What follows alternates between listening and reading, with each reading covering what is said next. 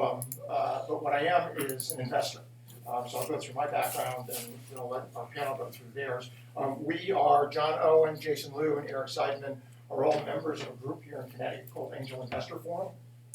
We're a group of about 35, 40 angel investors investing in startup companies throughout the Northeast. We like to focus in Connecticut, but it's really throughout the Northeast. Many of us belong to multiple groups. John is down in New York at New York Angels. I'm part of a group up in Boston, Launchpad Ventures and that kind of thing.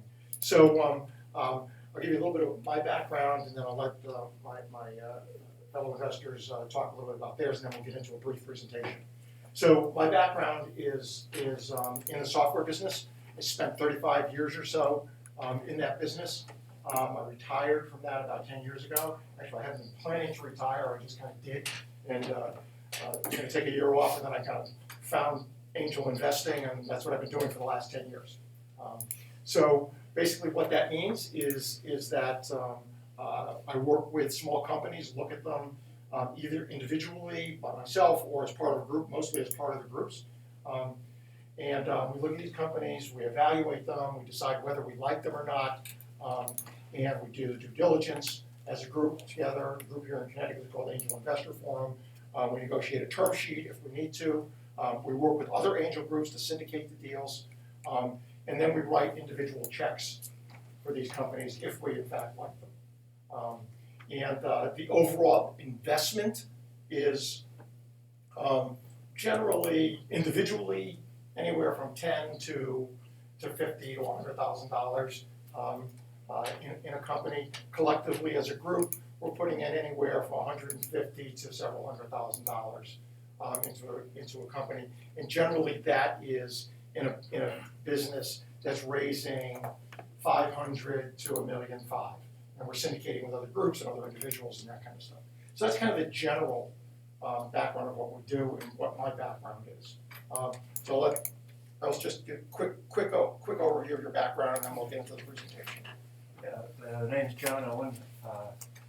My background kind of strange. I came out of the airline business and spent a lot of years at Southwest, and then was one of the co-founders of JetBlue. And then after JetBlue wound up helping start another airline over in Europe. So I've been on the entrepreneur side of it, where you're trying to raise money for a company and understand the founder side of it as well as the angel investor side of it. I got tired of extremely long hours and kind of hung it up from the corporate American world and became an angel investor. I'm a member of 4 angel groups now. It's a full-time job for me. I really enjoy it. I have a blast. I like advising companies. And I'm invested in about 30 different companies right now. Jason Liu, I'm part member of the AIF group and also other venture private investor group. My background is in high technology. In my younger days, I was with Bell Telephone Laboratory and later technical director and executive with IDD Corporation. So in my life, basically, I've gone through the many cycles how to turn an invention, a technology into a product or venture or a company.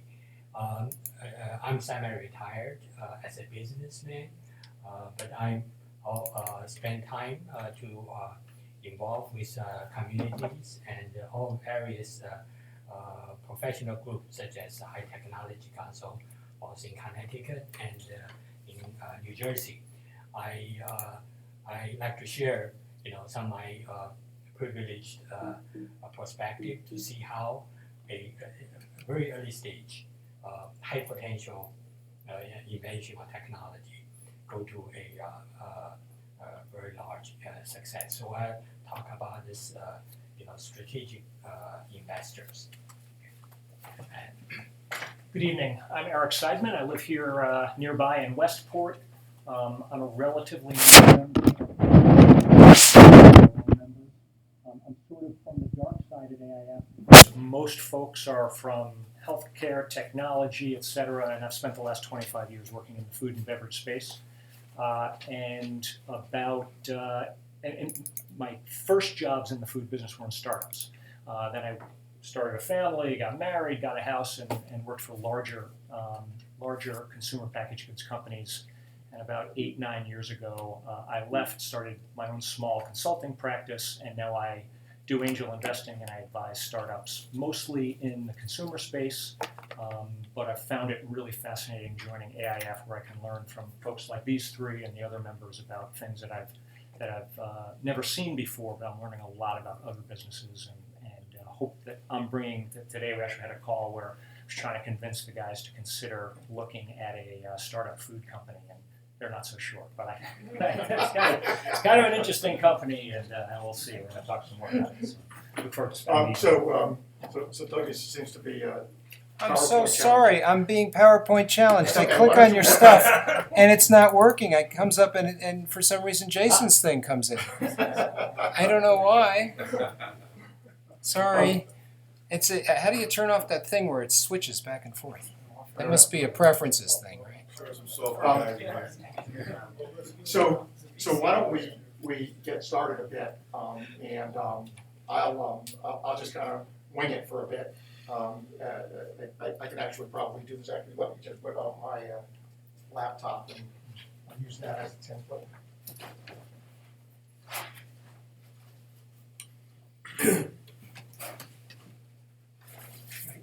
Do you know how to do this? No, if I can email you the file. Well, no, I mean, it's right here. I just can't display it for some reason. Quick try here. Let's see. If I double click on this, it shows Jason's slides. This is your thing. That's his thing. Do you guys still have my thing plugged in? Yeah, your USB key is there. This is what you dragged onto the desktop, Yep. right? Yep.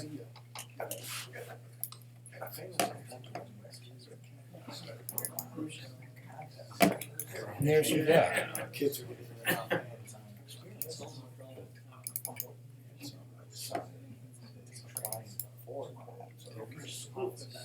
What is up with that? What if we open it up with Keynote instead? Let's quit out of this, and then mouse right on it, and open with Keynote. Keynote is right here. That's cool. They have these Lego robotic kits. See that? I don't know why that works, and PowerPoint does it, so just resize it so it's full screen. They were teaching them how to program. The green doodad, I think that'll get you full screen. And that's good enough. Yes. How do I advance? We have to take out your USB key and put in the. All right, why don't you get that set up and I'll just so let me just kind of dive in a little bit more about my background. And it was interesting listening to John and Jason and Eric wrapping up with this consumer products thing. I'm a technology guy, I come from a software background. And so that's what I've tended to invest in.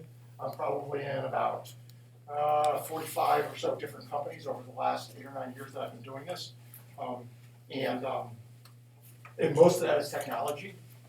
But I do invest in other things, and I invest in other things when, like, Eric comes along and says, hey, this is really great.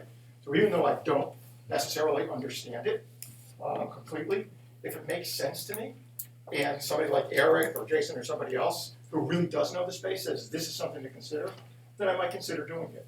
And so I think that's kind of what you get when you're talking to angel investors, is people who are interested in startup environments and who are open to looking at them. We all have our general areas that we do, and we all have areas that we don't do. Like, I won't do a hardcore life sciences deal because that's going to take, 10, 15 years and hundreds of millions of dollars to develop. It's just not me. It doesn't get the kind of returns that I might look at in a deal. But, even though I'm a technology guy, I'm invested in a cookie company, I'm invested in a tonic water company, I'm in a couple of medical device companies. So you just don't know. When something grabs you and other people think it's interesting, then that's where you go.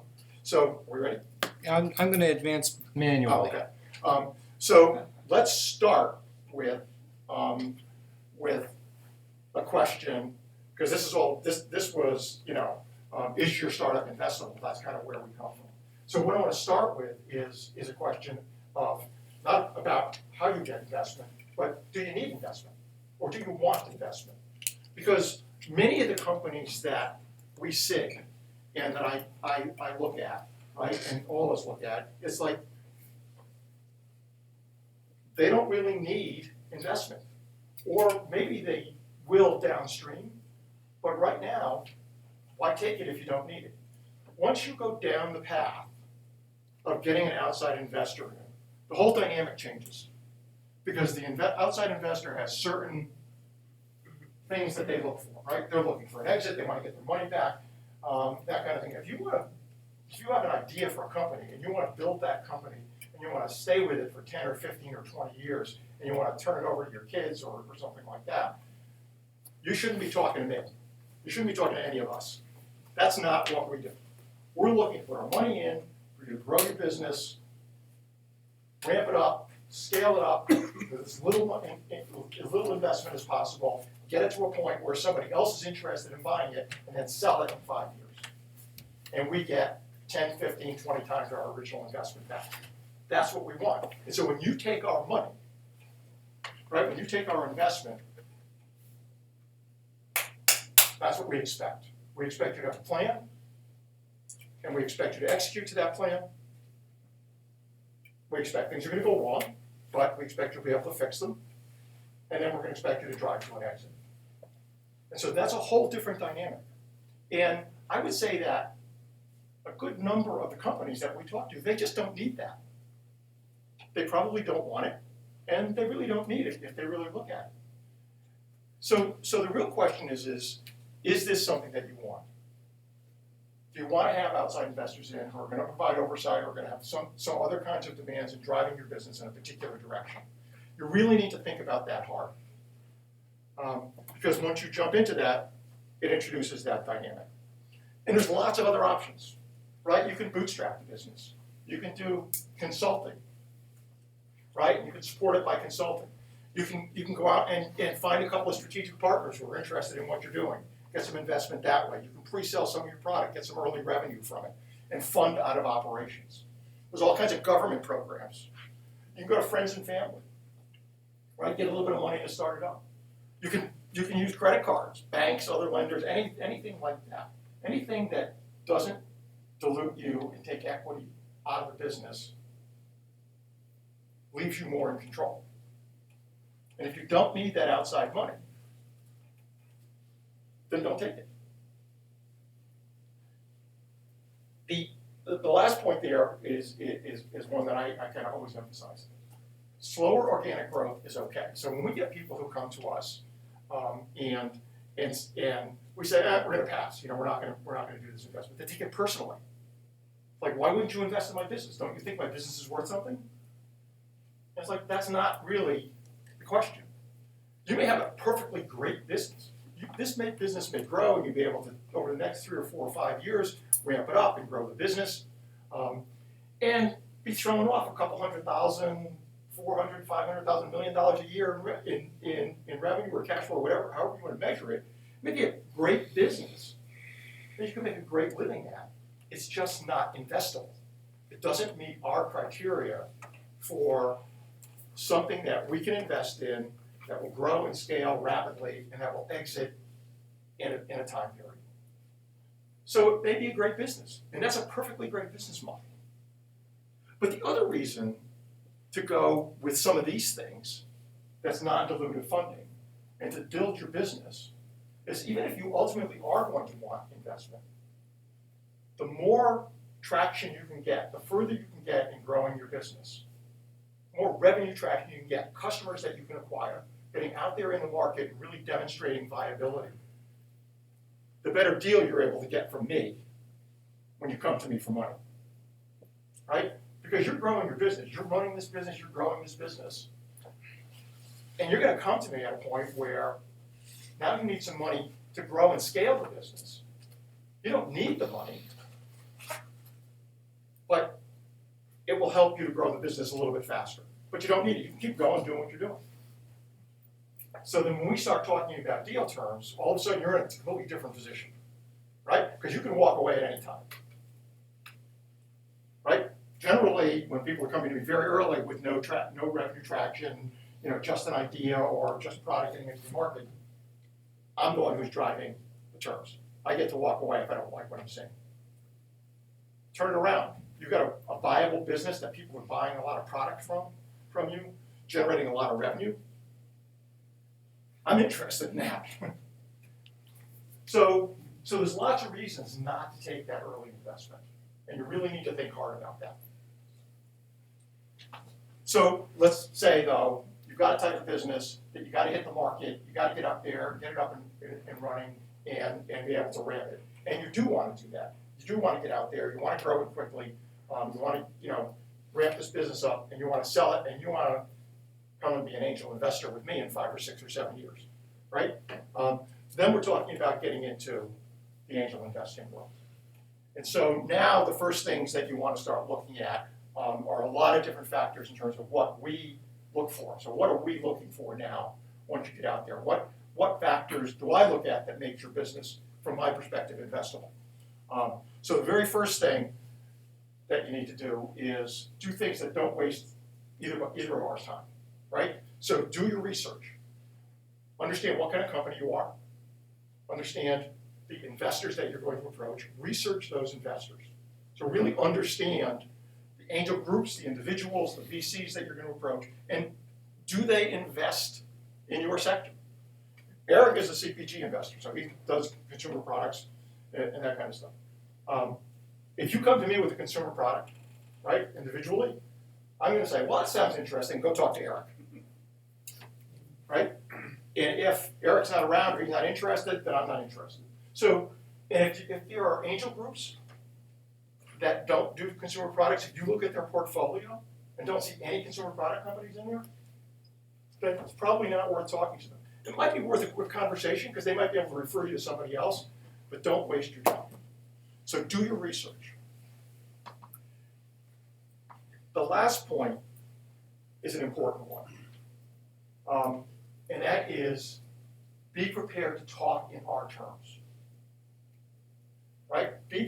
Understand, take the time to learn what's important to an investor, to an angel investor, and take the time to then translate your business into things that are important to me.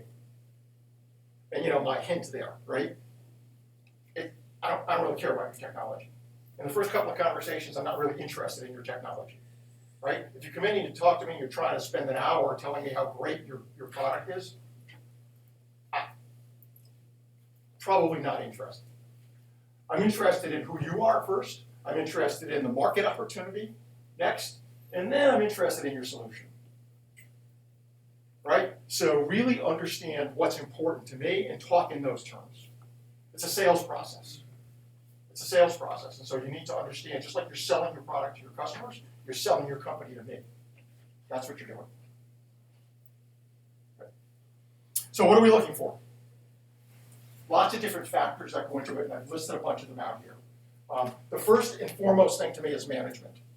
So the team is absolutely critical in an early stage company because the failure rate is so high, right? I'm talking about a failure rate of 8 out of 10, right? So for every 10 companies that I invest in, I expect that 7 or 8 are going to fail, and all of my returns are going to come out of a couple of them. And so that's what we're looking at. And so the absolute number one thing to me is management, right? The team that's built this company, that's going to build this company, is important. And if I've got a team that's been there and done that before, that's great, right? Maybe it's great. Even if they've done that and failed a couple of times, that's okay too, because they've learned a lot. So that's okay. But the key thing is, do you have a team in place that's got some experience, that's done this before, maybe not, and if they haven't done it before, do they know where their holes are? Do they know what they need to do? Are they flexible? So management to me, number one. What's the problem? Do you really understand the problem, and do you have a solution for that problem? So it's not just oh, I got this cool idea and I'm looking for a market for it. Is there a real business problem out there, and are you solving a real business problem? Right? It can be in software, it can be whatever, but is there a problem and are you solving it? And do you have a unique value proposition to go along with that? So that's the second thing. The market. How big is it? How fast is this market developing? Right? This is the second big thing to me. Is you may have the best product and solution in the world that's solving a problem, but if the market is tiny and nobody wants to buy it, or you don't have enough people to scale the business, I'm not going to be that interested. So that's the next thing, is the market. What's the competitive landscape look like? So if there's a lot of competition out there, I'm not necessarily scared away by that. If you're doing something that's really unique and different, coming at the market in a different way, that's okay. Lots of competition can validate a market. So it all depends on what it is. But the key thing here is don't ever denigrate your competition to me. Don't ever say there's no competition. Right? There's always competition. Even if it's just a status quo. Right? There's always competition. So I don't ever want to hear there's no competition. When I hear there's no competition, that tells me you haven't done your homework. That tells me you really don't understand how you're going to go out there and sell this thing and what challenges you're going to be facing. And so that's the key thing to me. And do you have a secret sauce, if you will, that provides a barrier to entry? If there are no barriers to entry, that might be okay, because then it's all about execution. But if there's no barriers to entry, in other words, if you've got something that's solving a real pain point in the market, but it's really easy to build, and somebody else can come along and build it, quickly and get out there, then it comes back to the first point, which is management. Because now it's all about execution. You've got this thing, looks like you're out there first. Can you get out there quick enough and capture market share? So it's not necessarily a showstopper, but got to have other things to balance it. And then what's your business model? How are you going to make money? Right? Critically important to me. How are you going to make money?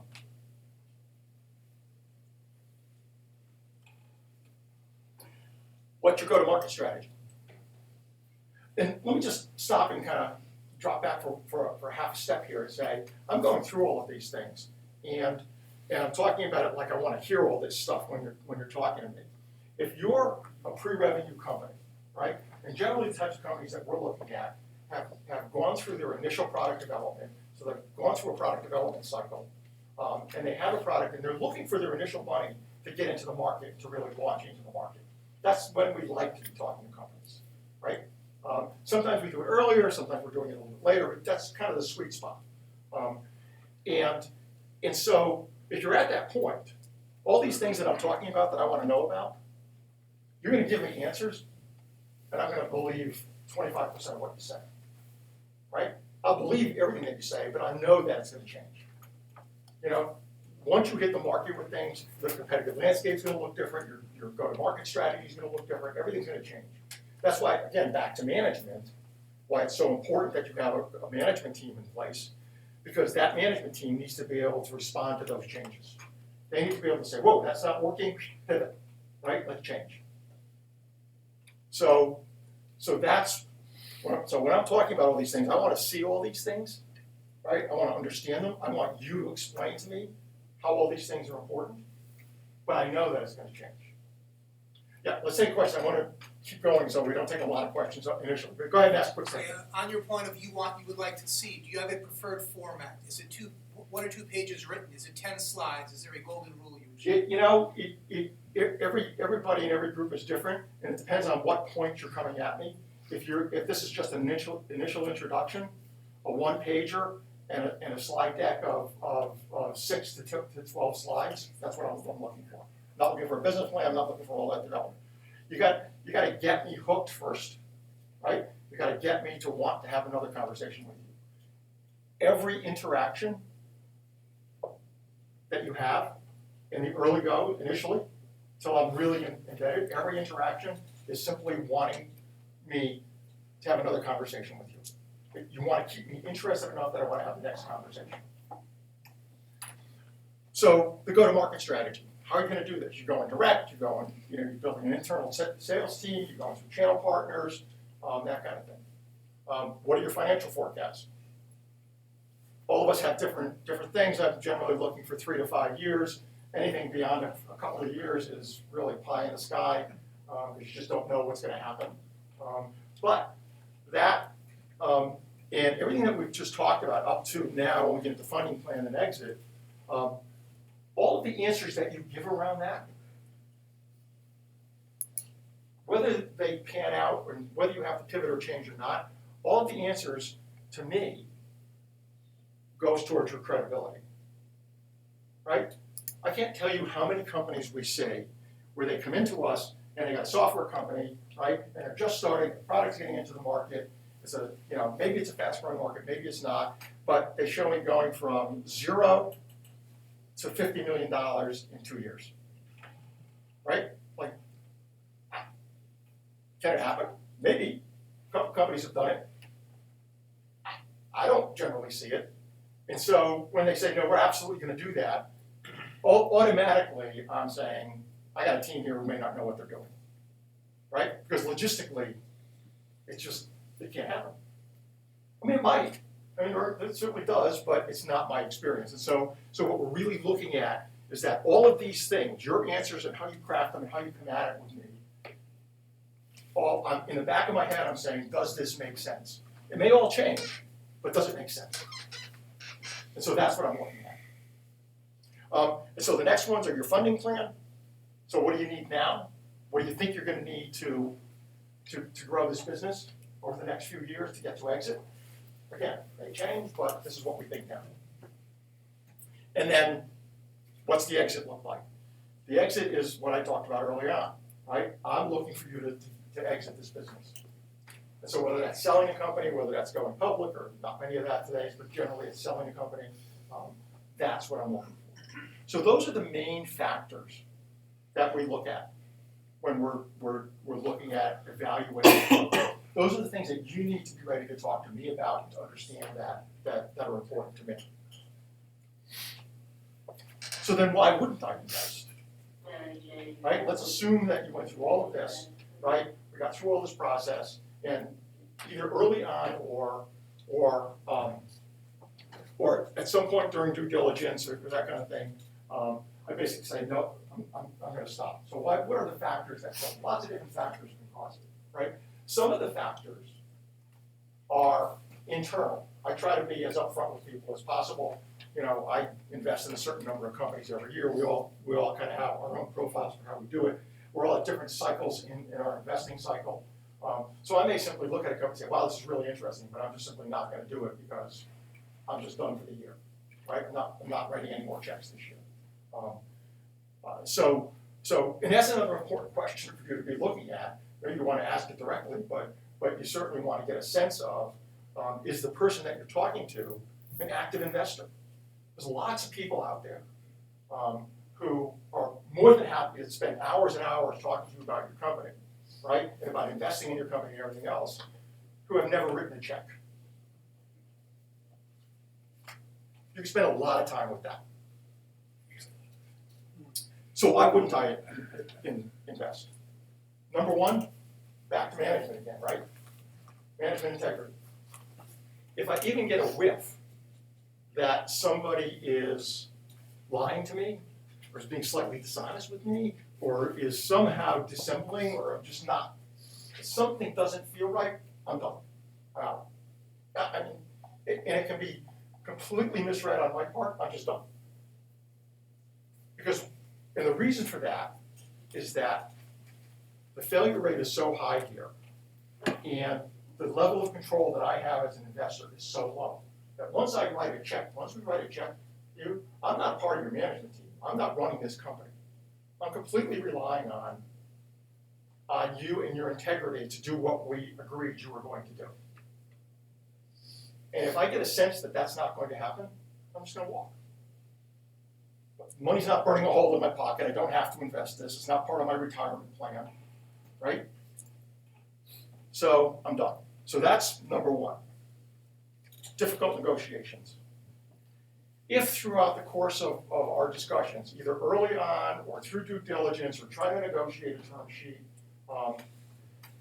everything's an argument. If we're always going back and forth and push and pull and every little point is an argument, then I'm done. Why? Because if that's what it's like now, what's it going to be like once we're in bed together? So it just gets too hard, right? And if it's too hard before we actually do a deal, it's going to be harder afterwards. Because that's kind of another point that I didn't make in here, but it kind of goes to coachability. Do you know what you don't know, right? Are you willing to listen? As a CEO and founder of a company, for instance, if I come to you early on and say, okay, you're the founder, you're the CEO, but suppose in 2 years, things have changed a little bit, and you're not the right guy anymore. What are you going to do? Are you going to say, yep, I'm not the right guy, let's go find a CEO? You're willing to let your baby go? The right answer from my perspective is yes. Because our interests have got to be aligned, right? You're an investor in your company. You're the major equity shareholder in your company, right? I'm a small investor in your company. So I'm expecting you to protect my shareholder interests and your shareholder interests by bringing in the right management team to run and grow this business.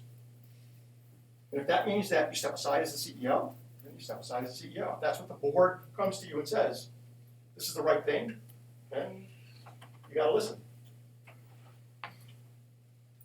Any significant hurdles?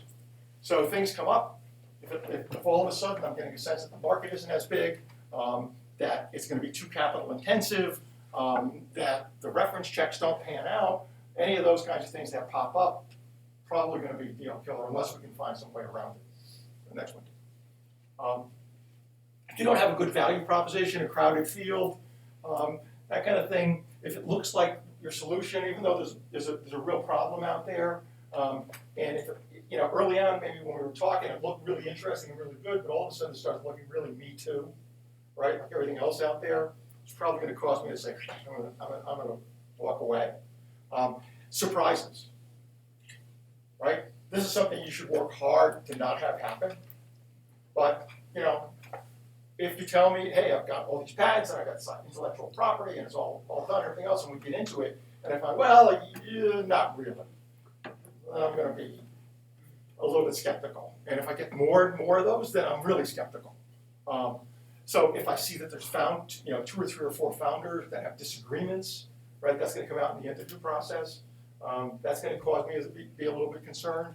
If there's cap table problems, right, where you got 20 founders who all have pieces of the cap table, that's going to cause me a bit of a concern. If you've got debt equity, a founder that held 50% of the equity in the company, and all of a sudden they left and they still hold 50% of it, and they're no longer part of the company.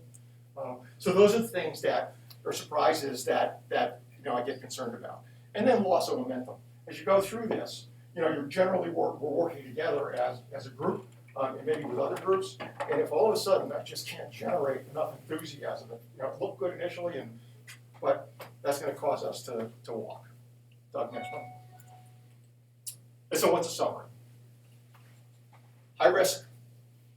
This is really high risk stuff. I just said 8 out of 10 of these things fail. At least that's what we go on. And so we're always looking for a reason to say no. So I'm always looking for a reason as why this deal isn't going to work, right? And if I can keep getting over that and find a way to say yes, then it feels like a good deal to me. You need to have the right investor in your business. The right investor helps you, and you need to understand the implications of taking money, right? You're not going to be in control. No, you are going to be in control. You're going to be running your business, but you have other people or other demands that you've agreed to. It has to be compelling and it has to be investable. All of the investable things that I talked about there. So it really has to be a compelling value proposition, both to the customer and to me as an investor. And we need to be in alignment, right? Our interests need to be aligned. You need to realize that I'm looking for that exit. I invested in your company because I believe that you can do this, and that's what we're looking for. So that's generally kind of how it goes, and that's what makes, from my perspective, a company investable or not. So I'm done with that part of the presentation. I'm going to let my co-investors, the panelists talk a little bit. Jason had a couple things, he has a perspective on the market, and then we'll let John and Eric say a little bit, and then we'll take questions. Okay, first, thank you for your participation in this discussion. I think I'd like to share with you this follow-on from leader his presentation. It's really valuable, how the angel investors work. Basically, I think what it is really the investor look for in a high risk, highly unlikely to succeed early stage venture. Since I'm involved in this venture capital industry very early on, since 1981, I have some insight of the empirical their business model, how it works. I would like, I hope you spend the time here. I want you remember a couple of things. The basically practice model is really valley of death and J curve. The J curve is also we call the hockey stick curve. When we are talking about this early stage investment,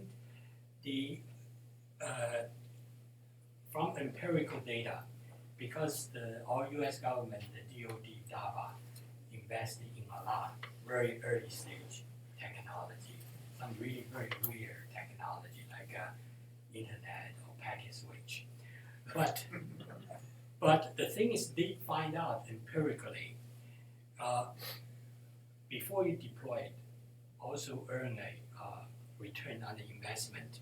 There's something called the value of death.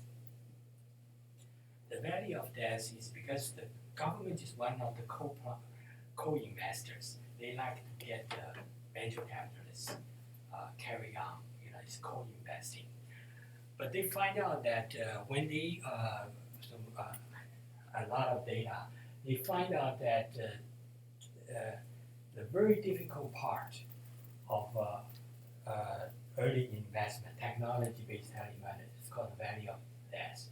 What this really means, once you get already in a stage to raise more than $5 million, it's easy actually, relatively.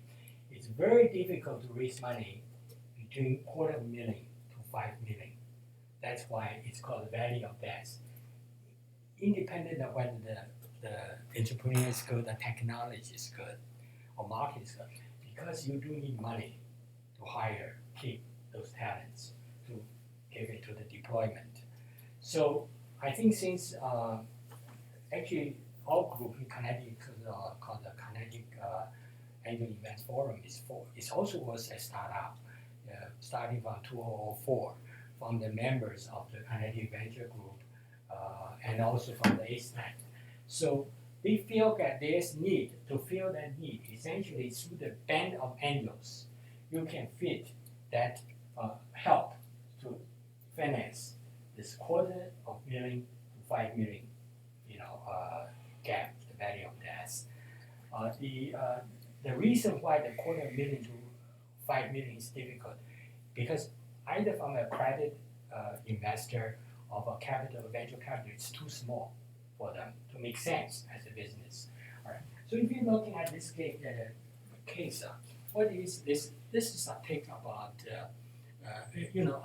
venture capital is a kind of called private equity. Private investors investing about 8 years cycle. So before the exit, to go IPO or merger acquisition, you have to go through the investor looking for those high potential, high return things to invest, so then they can reap the high growth, high return. And for the investor, it's very simple. It's multiples, like X, T, X. X is the multiples. Like I put $1 million, how many million I get? Like it's 10 million return is 10x. And then what is due at the exit? But for investor, the exit time, before you exit, there's a duration. So that window, for the private equity is about 8 years, but for smaller venture capitalists, less than that. And for angel investors, they are looking for something they stay there for about 5 years. Okay, so you remember this duration and exit, X. That's basically their vocabulary, their mindset, the language they are talking about. Thank you, Jason. Not at all. So we'll take questions in 1 second. John, Eric, did you have something you want to say quickly, or do you want to just go into questions? It's up to you. Yeah, just one quick thing. Sure. That is, if you look at angels, when you're looking at $500,000 to $1 million to a group of angel investor groups to start a company, 25 years ago, that was a venture capital deal. It's not anymore.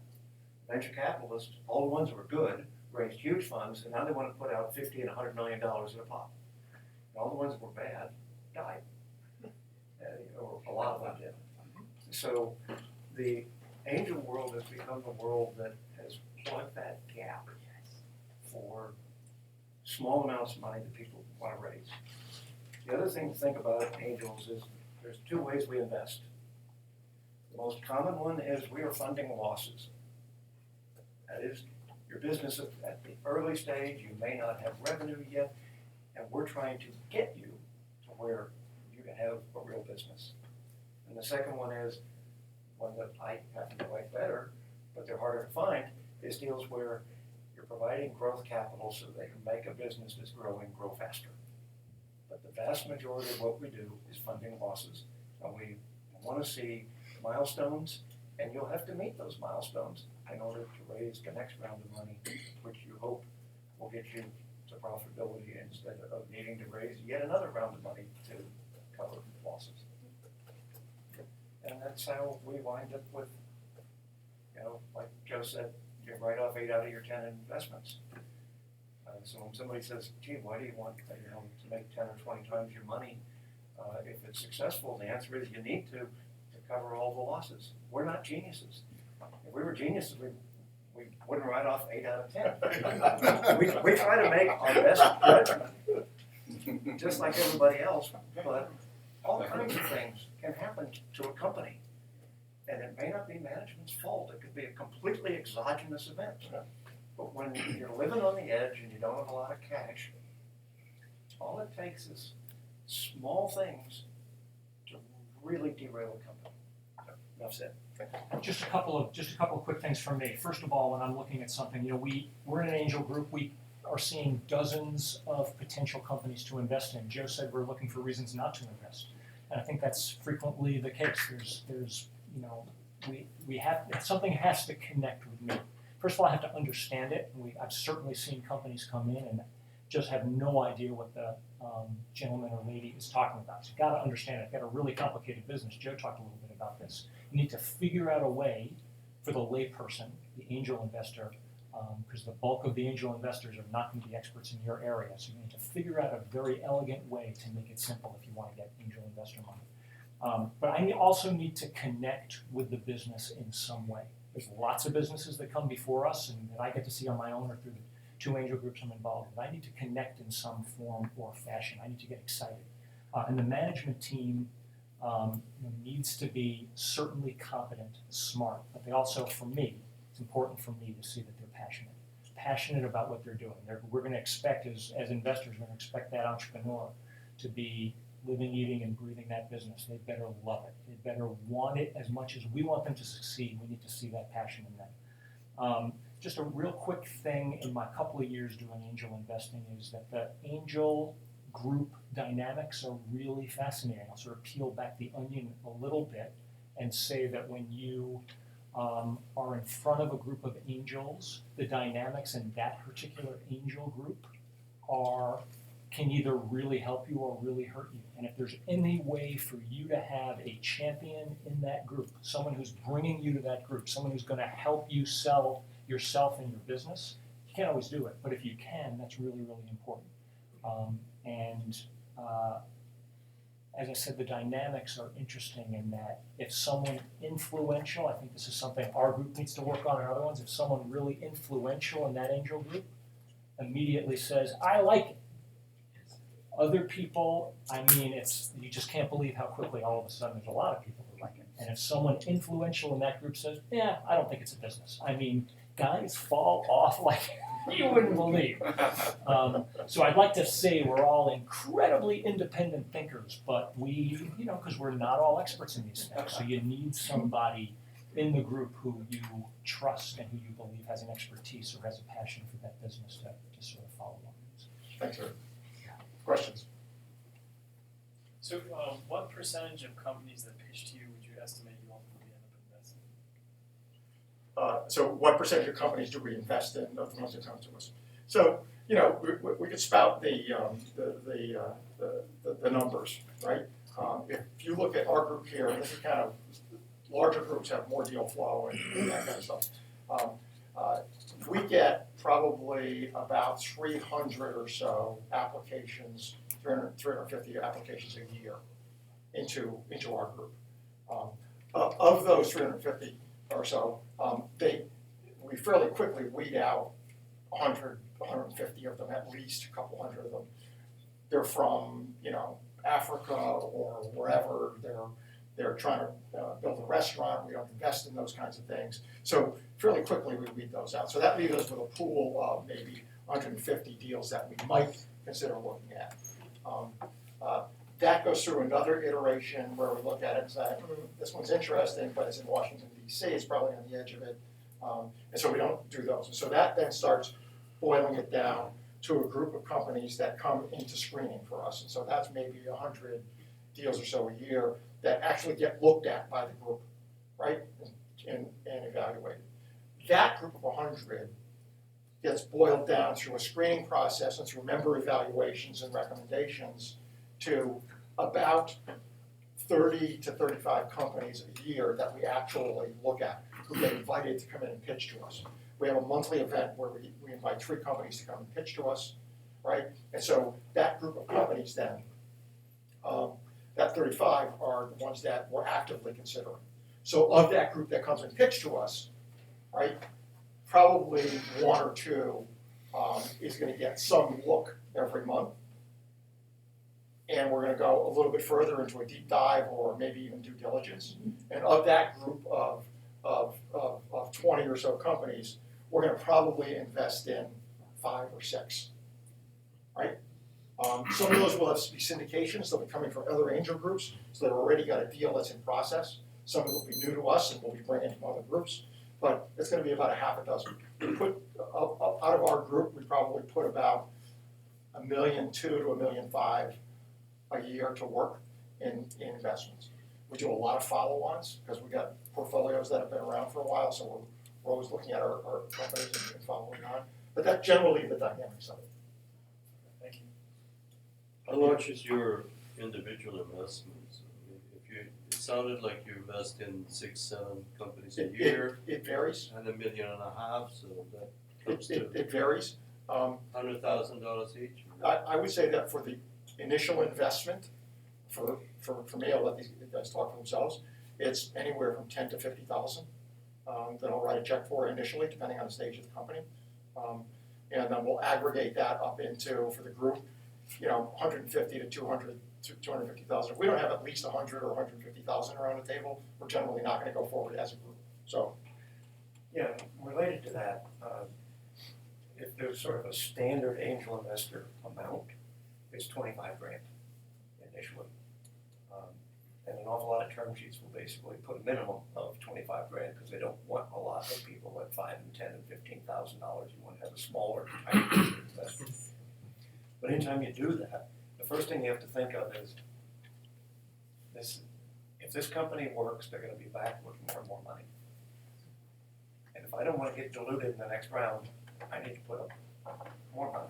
See, every time you write a check for 25, you need to be thinking of, I'm probably going to wind up into this company either 50 or 75,000 if it's going well, or I'm going to write the 25 off. So you always have to be thinking about follow-on rounds. okay. Anybody else? Okay. Joe, what's your, for your 25 theoretically, what's your equity position?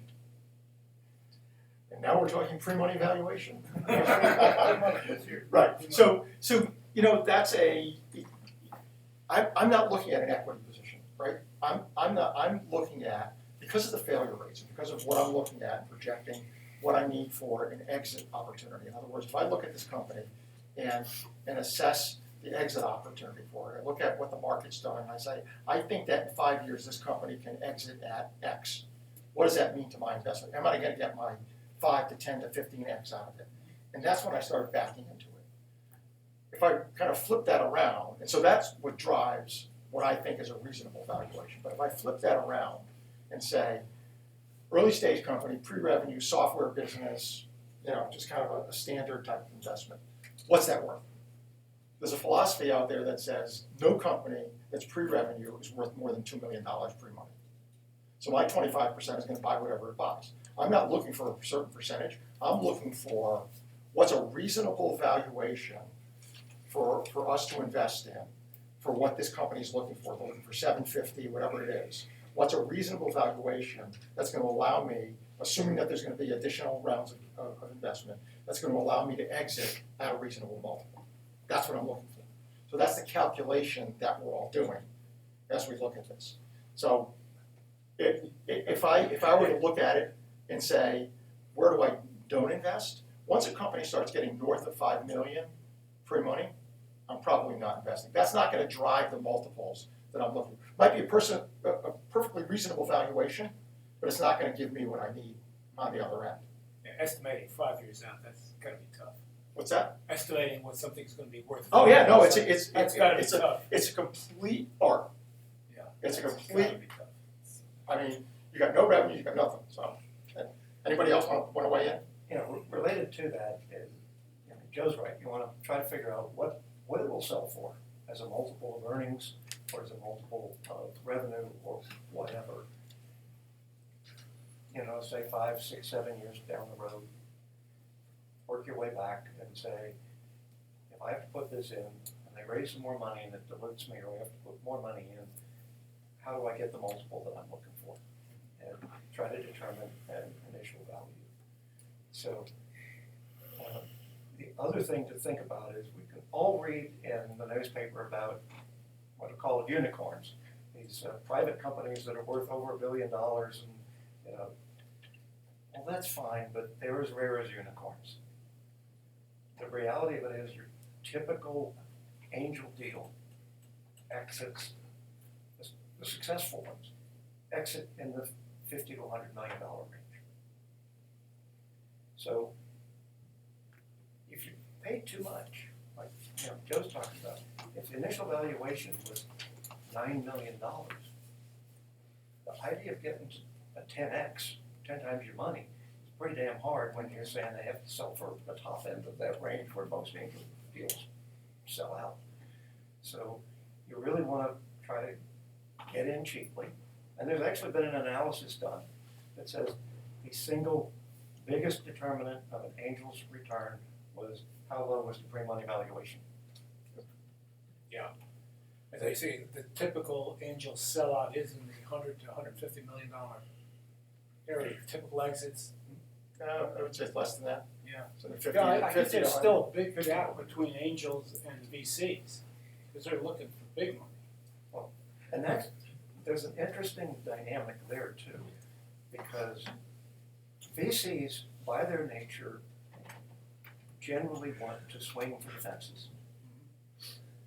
They want home runs with the bases loaded or a strikeout. And they tend to pressure companies to grow too fast. Right. Angels tend to be much more, let's grow this company at a reasonable rate and make it a success.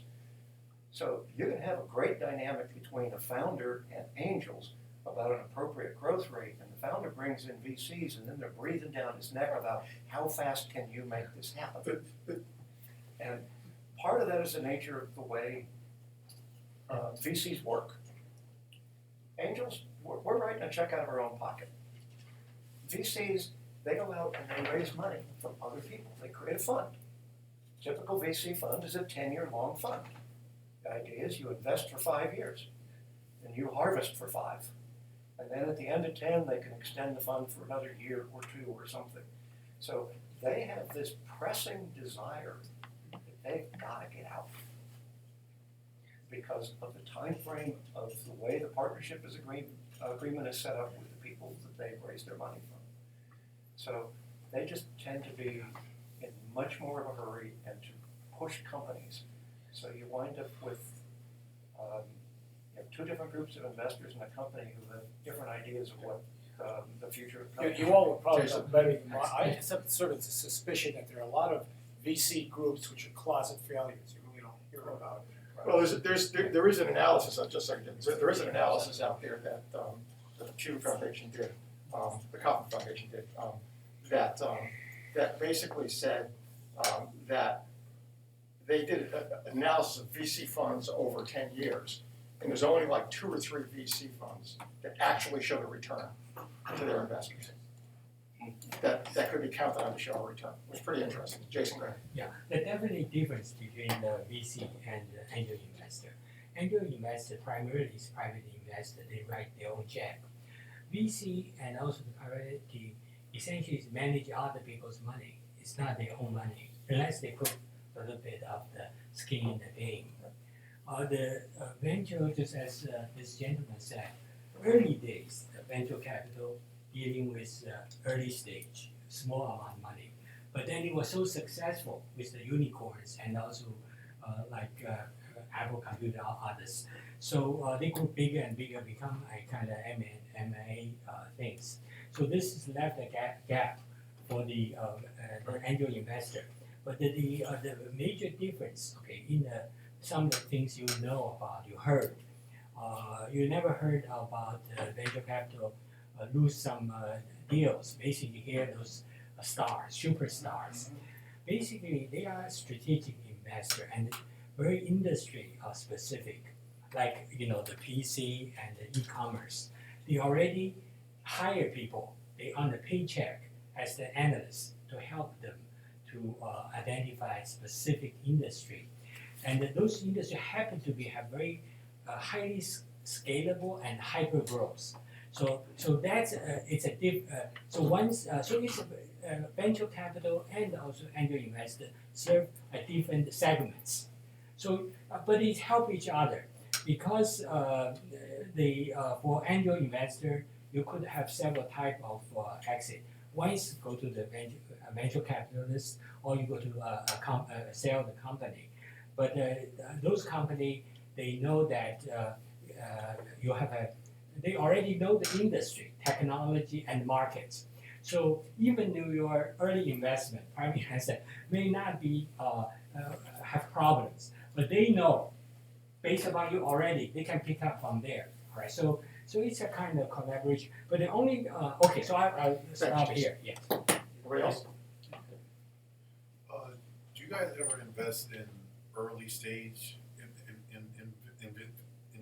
inventions, like say something that's production prototype ready, you have manufacturing already all set, pretty much all you need is the funding in order to move everything through, or? We want to take that here. I think the answer is under the right circumstances, angel investors, including us and people and our colleagues in our group, would consider it if the getting back to some of Joe's stuff, if the management team is right, if the idea is right, if the market is big enough, if we believe it's a unique solution to a problem. So I think the answer is yes, but pre-revenue companies, especially in consumer packaged, in consumer goods, which is what I think you're talking about, is a bit of a hard sell in our group. I think other groups do it, specialize in that. I would say we generally don't. Is that fair? I don't. I would say in general it's a hard sell, our group in particular, but in general it's difficult to raise money for a consumer products company unless it's really unique and really hits the market, kind of hits all the things that we were talking about earlier. It's just a tough market. Thanks. Would you share thoughts on the right time in the life cycle when you like to see a formal board of directors put in place? Whenever I put money in. Yeah. Does it need a formal board of directors? We like to see it, if we're putting in more than a few $100,000, we like to see governance in place.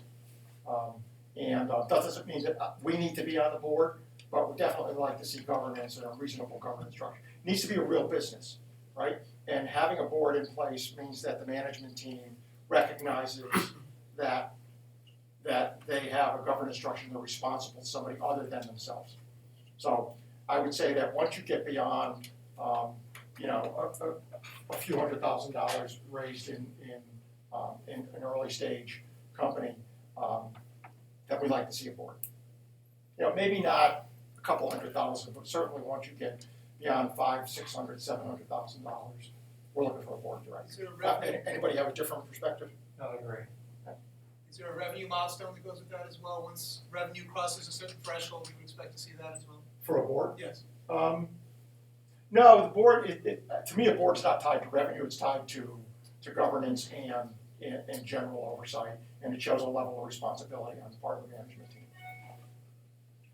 Yeah. Some of the VC firms, besides investing, they sort of say that they get involved in developing some of the strategic partnerships and relationships. How much of that do you guys do in terms of board, helping get a board together, helping build out the team, potential customers, suppliers, that kind of thing?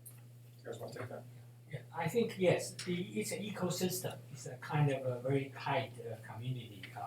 People due diligence and they refer deals, and some of the board actually has a tremendous experience in the industry.